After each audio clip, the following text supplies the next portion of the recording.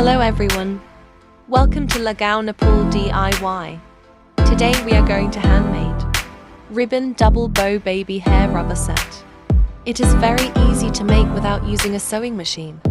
Don't forget to like, share and subscribe if you love the DIY. And comment if you made this rubber for your beautiful daughter. You only need thread, needle, rubber and ribbon. And follow the DIY. If you want to learn more, see live streams which are on the channel. Thank you so much.